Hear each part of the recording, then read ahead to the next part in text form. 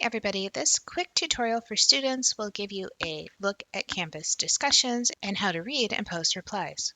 Inside of your course, when you go to your discussion, you'll go down to reply to post your original post. Then when you reply to classmates, I want you to notice there are two replies. The first one allows you to reply to the student. So when I click reply, it will open the content editor and you can put in your post. The second reply you see tells you that there are replies from classmates or from the instructor. So the first reply is where you post, the second reply is where you read the comments. When you click the reply, it'll open any comments. Another choice you have is to go to the top of the discussion and hit Expand Threads.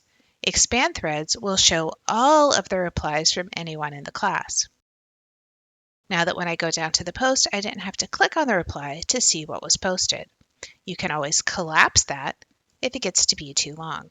You can also click on Sort. Notice when I hover over Sort, it tells me it is displaying the newest post first, and I can change that by clicking it. And now it says it's going to post the oldest first. In general, I think you're really going to like discussions in Canvas. They're easy to sort through.